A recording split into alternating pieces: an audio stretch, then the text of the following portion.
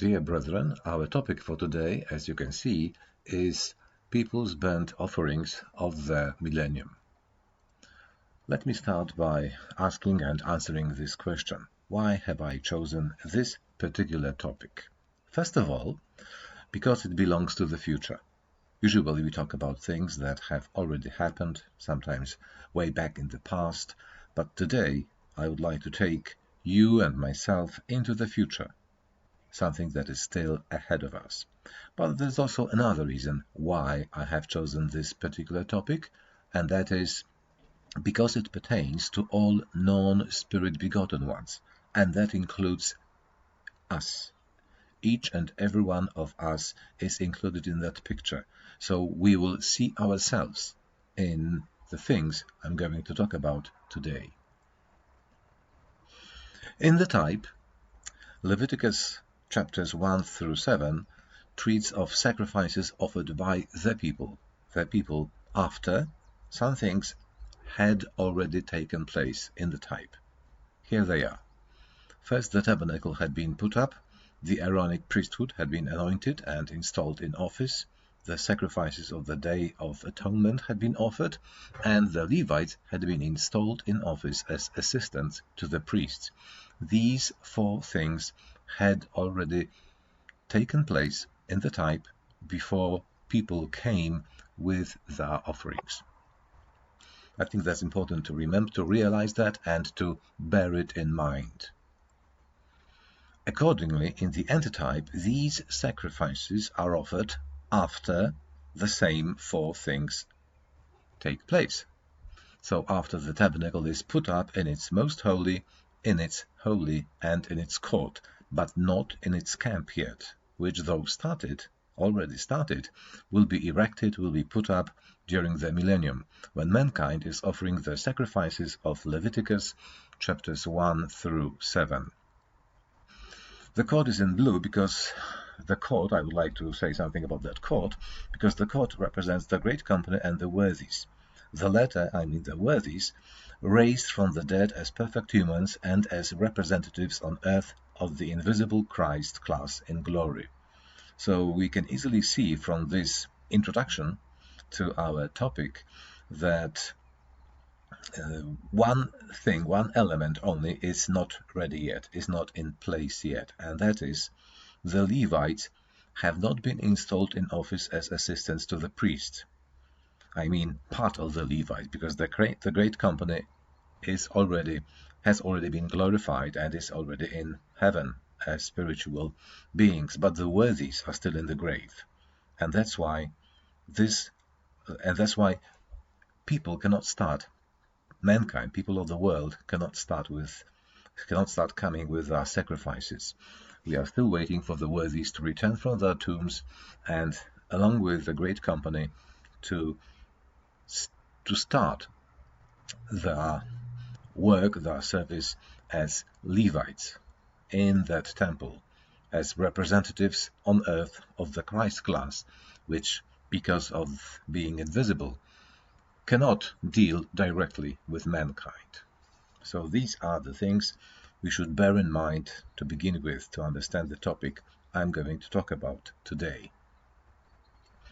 Let me now remind you of the way to salvation, or to eternal life during the Gospel age, as shown, as presented, as described by Pastor Russell in his Tabernacle Shadows. What do we have here? We have the camp, and the camp represents nominal Christians, nominal people of God. And what does it mean to be a nominal child of God? It means you have God and Jesus on your lips, but not in your heart. In your heart, you are far away from them. But on your lips, you mention words like God, Jesus, salvation, and the like. If, however, such a nominal Christian felt repentance, exercised repentance, if there was a point in his life at which he repented of his or her sins, that repentance made them move forward towards the gate.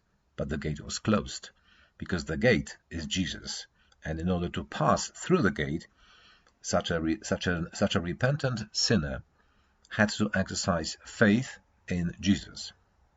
after which he could move on and enter the court and become justified by faith, thanks to that. And of course, being as a Levite in the court, justified by faith, he was of course encouraged to go on, he was encouraged to consecration and to enter the holy, because the holy and the most holy, these two parts of the tabernacle proper, represent the state of consecration for the gospel age. So that's the way, more or less, in a nutshell, of the way to salvation as presented by Pastor Russell in his Tabernacle Shadows. But this gospel age picture from the Tabernacle Shadows cannot be all there is to it, because in that picture there are unconsecrated individuals almost everywhere, both in the court and in the camp. Because in the court we have justified but unconsecrated Christians, and of course the camp remains as unconsecrated with normal Christians not even justified. The only area, the only place with consecrated individuals is the holy. Probably that condition, that situation, that state of affairs cannot remain like that forever. Especially that the area within the curtain represents or stands for the heavenly kingdom, and the area without the curtain represents its earthly part. In both of its parts, and especially in the heavenly one, we should expect consecrated individuals only. But the camp is God's kingdom here on earth. So, sooner or later, everyone in that camp must be consecrated too. And they will be. And they will be. And that's why what we are going to talk about today refers to the putting up of the camp, refers to the consecration in the camp of the world of mankind, brought back from their tombs and coming to God through Jesus, or in Jesus, in the worthies, with their consecrations on their way to human perfection, which will be taking place during the millennium. Offering their sacrifices, mankind will be putting up the millennial camp. That's the time when it will be built. It will be blessed, mankind will be blessed by the tabernacle made up of Jesus, the little flock, the great company, and the worthies, as God's place of meeting with, dwelling with, and blessing the people, as we read in Revelation 21. Now I saw a new heaven and a new earth, for the first heaven and the first earth had passed away. Also there was no more sea. Then I, John, saw the holy city, New Jerusalem, coming down out of heaven from God, prepared as a bride adorned for her husband. Behold, the tabernacle of God is with them, with men, and he will dwell with them, and they shall be his people. God himself will be with them and be their God. And God will wipe away every tear from their eyes. There shall be no more death, nor sorrow, nor crying. There shall be no more pain, for the former things have passed away. It is this tabernacle, that is Jesus, along with the little flock, great company, and the worthies, that will be with men. From that revelation, this is the tabernacle. It will be with men, and men will be coming to that temple in consecration for the blessings of restitution. So what Revelation 21 talks about is Jesus, the little flock, the great company, and the worthies, and that's it. Things inside the curtain. That tabernacle will soon be coming down from heaven to earth, and people will be coming to that tabernacle, to that New Jerusalem. Here in front of the gate, they will be coming to the worthies as the visible representatives of Jesus and the church, the second Adam and the second Eve. They will not be allowed into the court, because the court represents the heavenly part of the kingdom, and mankind will have no access to it. But they don't need that access. They will be coming here outside to the gate, standing with our offerings, with our sacrifices outside the gate, and making their consecrations here outside the gate in front of the worthies, who will be representing the invisible Christ class in glory. There were different kinds of sacrifices, 12 in number under the law, with burnt offerings representing God's manifested acceptance of the sacrifices to which they were related. And God's acceptance was manifested through pertinent blessings. So that's what burnt offerings represent. God's manifested acceptance of the sacrifices to which those burnt offerings were related, and that acceptance was manifested by blessings coming from God. If a burnt offering is made by the priest, that's something worth remembering, so please pay attention. If a burnt offering is made by the priests, it stands for blessings offered by them to the people. Blessings offered by the priests to the people, based on Jesus' sacrifice having been accepted by God. But if a burnt offering is made by the people, as is the case here in Leviticus 1, it doesn't symbolize any blessings offered to anyone, because it is the people who are making that sacrifice. It represents grateful appreciation of those blessings shown by the people, by the recipients of those blessings, and they show it through their consecration, or in their consecration, in their consecrated hearts. It doesn't represent any offerings, any blessings offered, because people do not have any blessings to offer. People stand in need of blessings from God, from Jesus, from the church, from the worthies. So that's something important to keep in mind, to bear in mind. If a burnt offering is made by the priests, it means it represents blessings offered by the priests to the people. But when people come with their burnt offerings, it represents their grateful appreciation of those blessings, which God expects will be the case, which God expects people will show in reaction to the blessings received.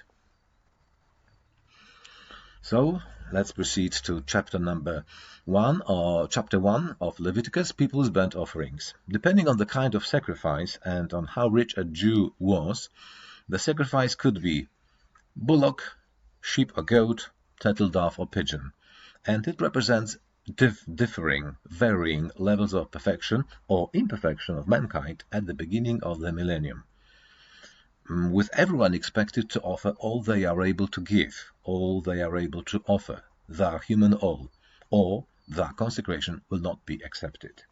So in the type, the type of the sacrifice depended on how wealthy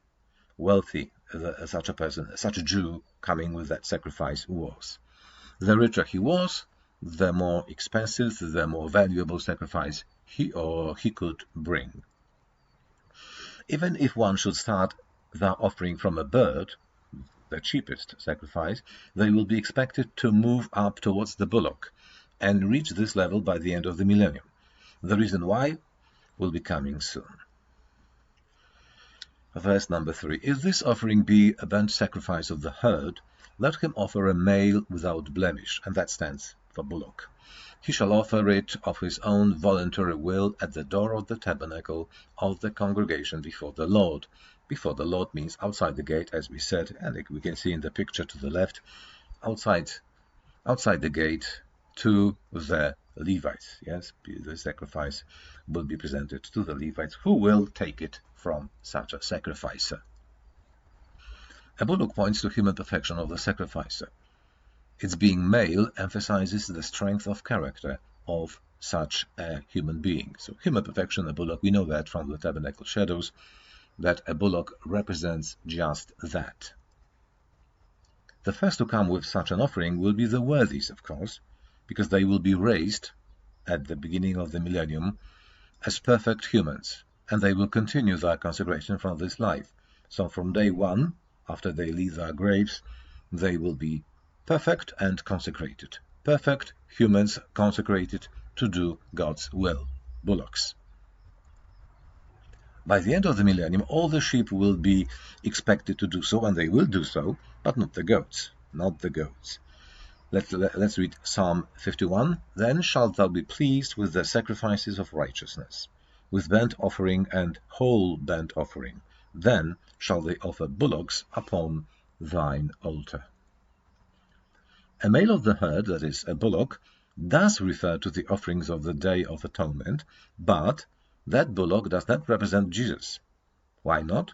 Because perfect Jesus could only be shown in a bullock, which is the case here, but we have also other sacrifices, other animals.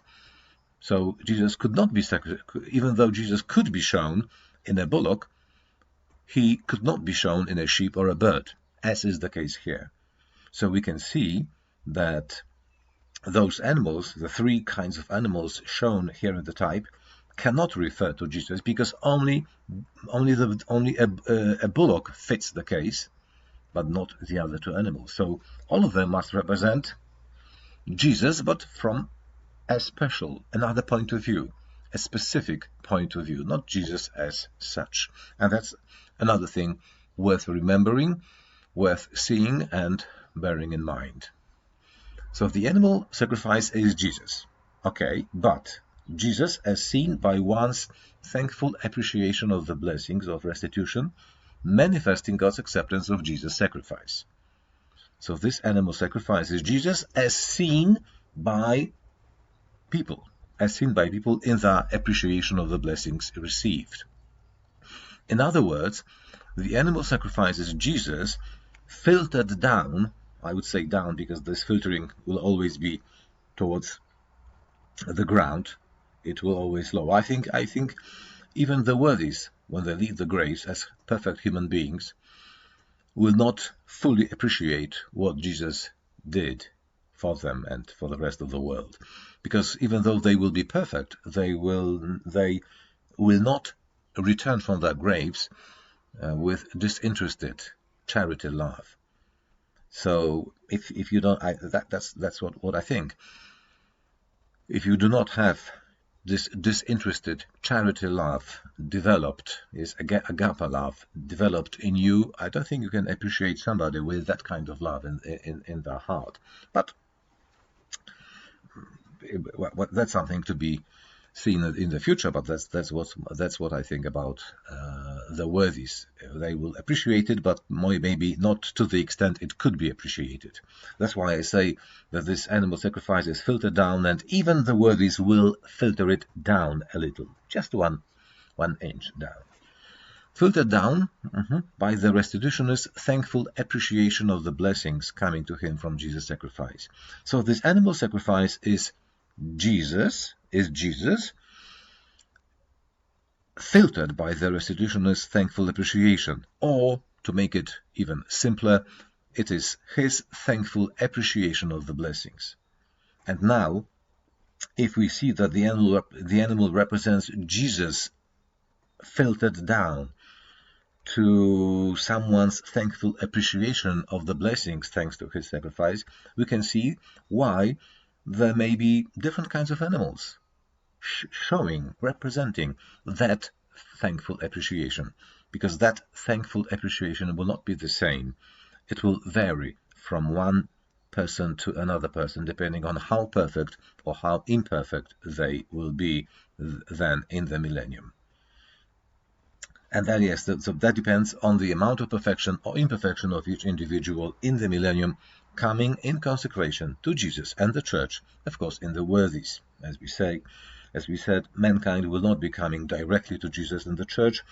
They will be coming to them as represented in the worthies, outside the gate. And we remember the court is the Levites. The priests are shown in the tabernacle proper, the holy and the most holy. So mankind will not have direct contact with those in the holies. They will have direct contact, or they will be in direct touch with the worthies, with the Levites in the court, the worthies still here on earth. Verse number 4. And he shall put his hand upon the head of the burnt offering, and it shall be accepted for him to make atonement for him. The hand upon the head of the animal, what does it represent? The restitutionist in his consecration must manifest his faith in Jesus' humanity as accepted by God on his behalf, as his substitute. You put your hand on the animal, it represents, it shows the animal is me. The animal stands for me, symbolizes me. Whatever happens to the animal next would happen to me if I didn't have that animal replacing me. So such a restitutionist must acknowledge, must believe that Jesus died for him, that Jesus died instead of him, and that Jesus stays in the grave as his replacement. Because if it wasn't for Jesus in the grave, each and every one of us would have to remain in that grave forever. And thanks to this replacement, people, restitutionists, can be accepted by God as free from the Adamic sentence, as atoned for, as no longer having to bear the consequence of the Adamic sin and sentence from Eden. If the restitutionist does not put his or her hand on the head of the sacrifice, the whole process will come to a halt here, with the sacrifice itself rejected as unacceptable.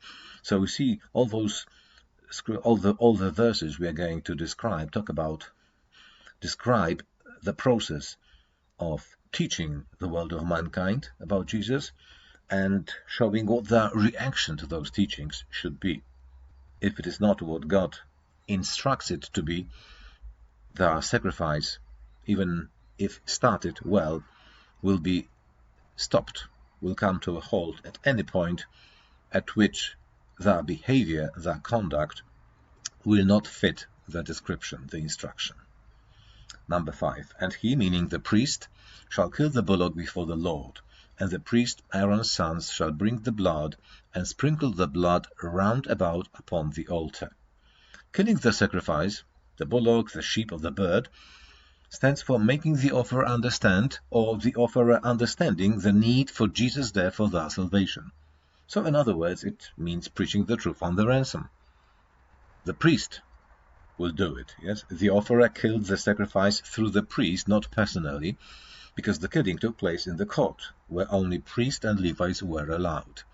And that shows the role of the priest, of course, through the worthies, in making everyone understand the need for the ransom and the truth on the ransom. The offerer killed the sacrifice through the priest. And then the priest sprinkled the blood on the altar.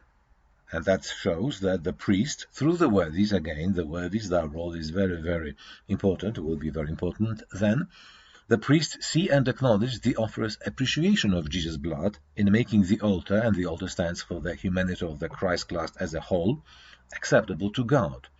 So it means that the little flock and the sacrifice of the little flock will also be preached in the millennium, will be shown to the world of mankind.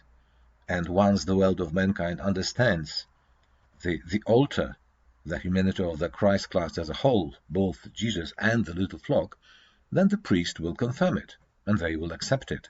And they say, okay, we can move on to the next stage. Yes, and they sprinkle the blood on the altar. The blood of Jesus is understood, is appreciated as the agent thanks to which the humanity of the whole Christ class is acceptable to God, that altar. People must understand that. They must know it, and they must understand it, and they must show appreciation. That appreciation should start from here, understanding that the blood of Jesus opens the way to salvation for everyone, and it opened the way for the church, here in the gospel age, to follow him, to follow Jesus, to become like him in character, and now to be like him also in their spiritual, heavenly, divine bodies. This acknowledgement of Jesus' death must be done with a great loving appreciation. And he shall kill it on the side of the altar northward before the Lord. So, as we can see, it happened to the north of the altar. According to verse number 11, the sheep and the goats were to be killed northward of the altar.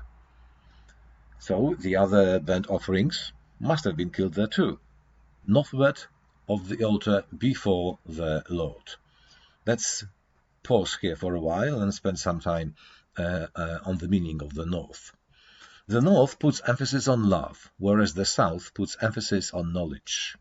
If we go to the tabernacle and if we have a look at it, yes, at the section here, we can see that there was candlestick golden candlestick, and it was to the south, whereas the table of showbread was to the north.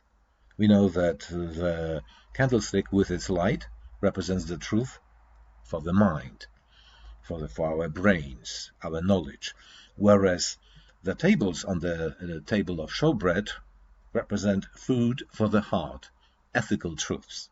And they were put, yes, those loaves were put on the table standing to the north. And if we go to Psalm 75, we can read there, "Do not lift up your horn on high, do not speak with a stiff neck, for exaltation comes neither from the east, nor from the west, nor from the south, but God is the judge. He puts down one and exalts another." Here we can see three different directions mentioned, the east, the west, and the south, but there is no north. But God replaces the north, so you can see that God reserves the north for himself. Not any of the other directions, but the north. That's why we can understand that the north is closer to God's heart, and that's why the table of showbread with ethical truths for the heart was placed to the north as more important than knowledge itself, because knowledge, which remains only knowledge and is not put in practice and does not produce its fruits of the Spirit, is worth nothing. It is just knowledge. In many cases it puffs up, makes somebody very, very proud, ambitious, aggressive, conceited, things like that. But when that knowledge is put into good use, when it produces, yields fruit, the spirit of the truth, then that's the real value, and that's the purpose. God gives knowledge in the first place. Number 6, and he shall flay the burnt offering and cut it into pieces, into his pieces. The priests will teach the people that the blessings are the result of God's accepting pieces. So not just one sacrifice of Jesus, but also the sacrifice of the church. Jesus being the second Adam, and the church being the second Eve, and what's more, the church consisting of a large number of individuals. And they were all one sacrifice. Yes, they were all one sacrifice for the sins of the people, but they were made up of many different members, as the apostle says, "For we, though many, are one bread and one body, for we all partake of that one bread." So that sacrifice is cut into pieces. The world learns everything about the composition, the structure of the Christ class. There is one Jesus and a great number of individual church members in that body. Verse number 7, and the sons of Aaron, the priest, shall put fire upon the altar and lay the wood in order upon the fire. So then they will show what fiery trials the Christ class went through during the Gospel age. Fire put upon the altar. And they will lay the wood in order. So they will present carefully arranged teaching and histories about it.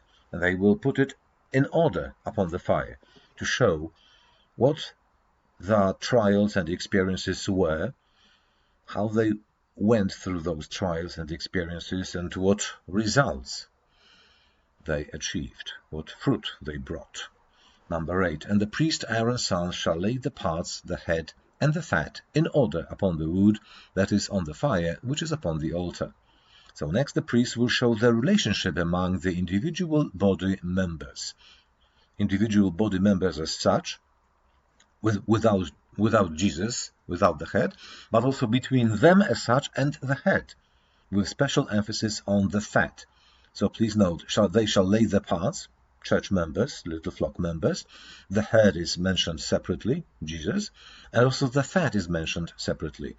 The fat standing for great devotion, love, self-sacrifice, zeal, all those things connected with love and flowing out of love. So they will put emphasis on those things, showing the relationship and the fat present, permeating the sacrifice of the individual parts and of the head, especially the head, Jesus.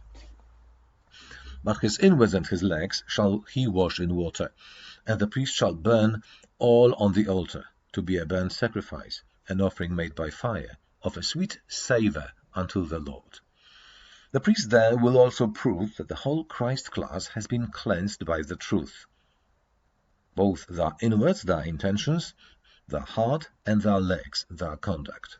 That's why this washing process is also mentioned here in number 9. So it represents volumes of teachings on how clean Jesus always was, and the church became in the process of being cleansed.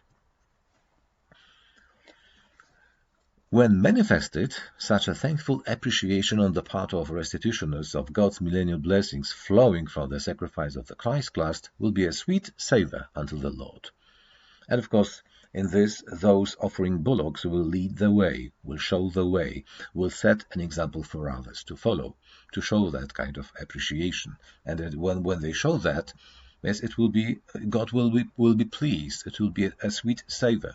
The sweetest savour will come from those offering bullocks. At the end of the day, everyone will have to do it. All the sheep, at least all the sheep, will have to do it, and they will.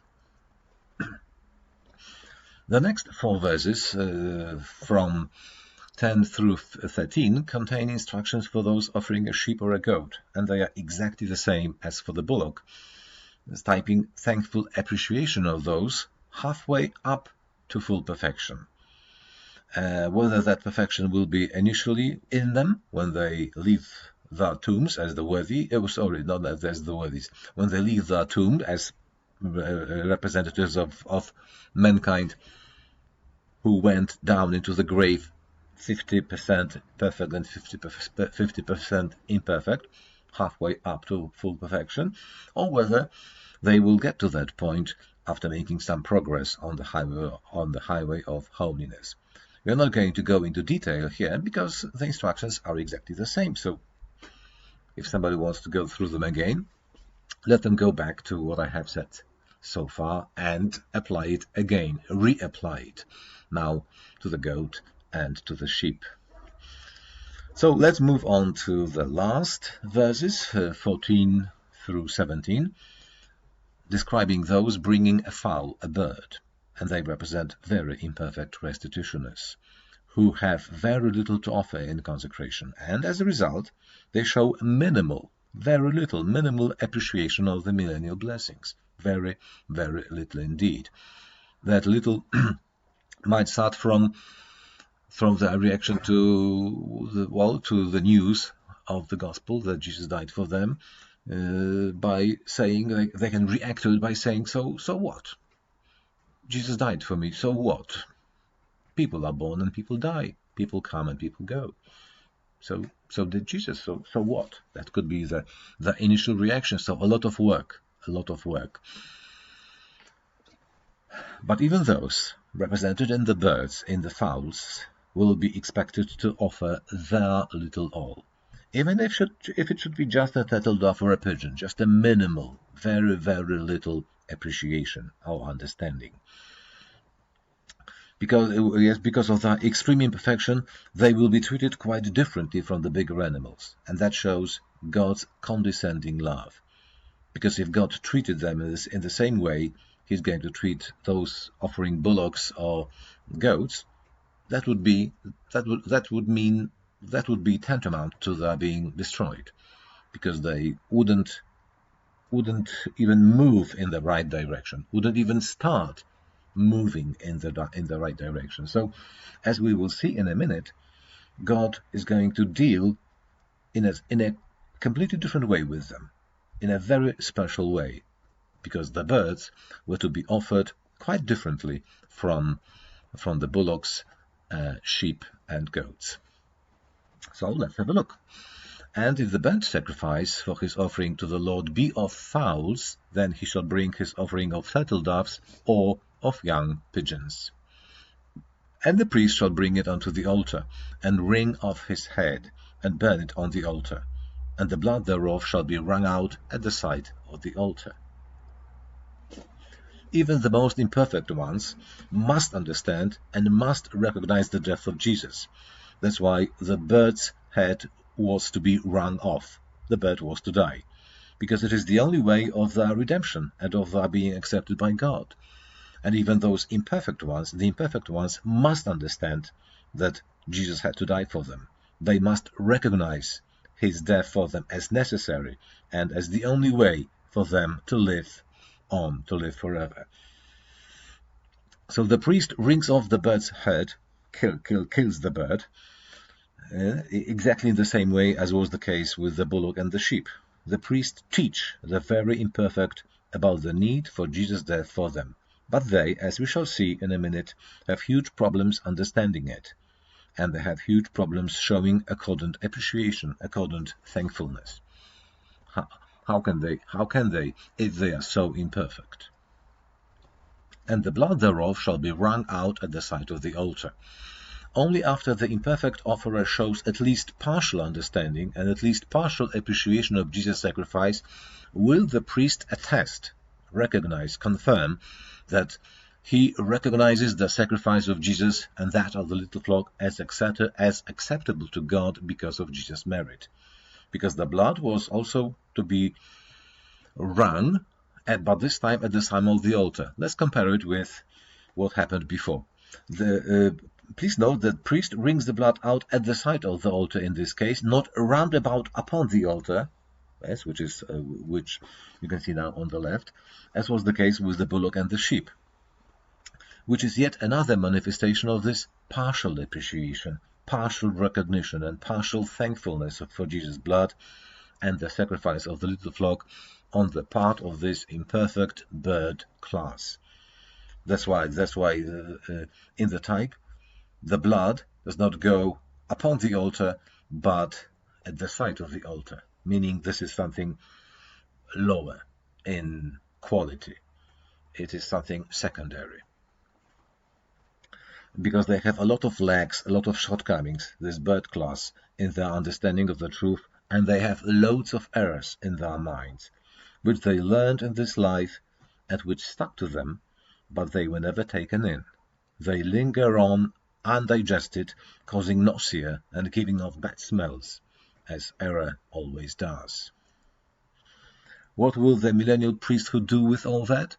The answer comes in the next verse, 16. And he shall pluck away his crop. The crop is a muscular pouch located on the front of a bird's neck. The picture shows it nicely. Above the top of the chest, and it serves as a storage place for food before digestion. In our case, it stands for a storage place of bad spiritual and indigestible food, harmful to one's spiritual well-being. And that's what errors are. That's what error is. It cannot be digested. It cannot be turned into nutrients that our spiritual bodies need. It just comes into the crop and stays there. You cannot digest it, but if it stays there, it starts to give. It becomes rotten. It starts to give bad smells, and that's what a very nice, a very fitting, maybe not nice, a fitting description of error and its result for those who take that error in but cannot digest it. The priest will pluck it all away, will remove it, and will replace it with healthy and nutritious food, as we can read in Isaiah 11. They shall not hurt nor destroy in all my holy mountain, for the earth shall be full of the knowledge of the Lord as the waters cover the sea. And in this mountain the Lord of hosts will make for all people a feast of choice pieces, a feast of wines on the lees, of fat things full of marrow, of well-refined wines on the lees. 16. And he shall pluck away his crop, still 16, the same, but now something else. And he shall pluck away his crop, that's been done, but now with his feathers, and cast it beside the altar on the east part by the place of the ashes. Feathers represent empty human traditions, which, even if beautiful, as the feathers of the bird to the right, give no strength. They give only a delusion of being great. The facade, superficial refinement, nominalism, close to God with one's lips, but far away from God and Jesus in the heart. Empty, good for nothing. They're going to be treated, the feathers are going to be treated like the crops, plucked away and cast beside the altar on the east part by the place of the ashes. The east represents the sphere of God's disapproval, condemnation and rejection. Remember Cain? And Cain went out from the presence of the Lord and dwelt in the land of Nod on the east of Eden. Here in the picture you can see Nod, the land of Nod, was to the east of Eden, because Cain was sent away to the sphere, to the land, to the area of God's disapproval, condemnation and rejection. After being plucked away, let's continue that verse. After being plucked away, all the errors and empty traditions of the present will become ashes. Ashes by the place of the ashes. And ashes represent history of what was, but is no more. We could say, but fortunately, luckily, is no more. Because the ashes represent something that is stood somewhere, but is no longer there. But there is a trace, some ashes, some history to be learned from. That's why it is still there. And he shall cleave it with the wings thereof, but shall not divide it asunder. And the priest shall burn it upon the altar, upon the wood that is upon the fire. It is a burnt sacrifice, an offering made by fire, of a sweet savour unto the Lord. The bigger animals were cut into pieces. Yes, verses 6 and 12 about the bullock and the goat said that.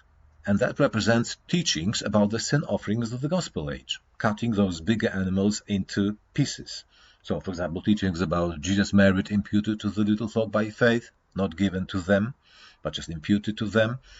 For example, cancelling the Adamic sentence, as a result of which the little flock could be spirit-begotten, and as the result of being spirit-begotten, they could have share in the sin offering and things like that. So that is cutting all those bigger animals into pieces. A lot of different details taught to those shown in the larger, bigger animals.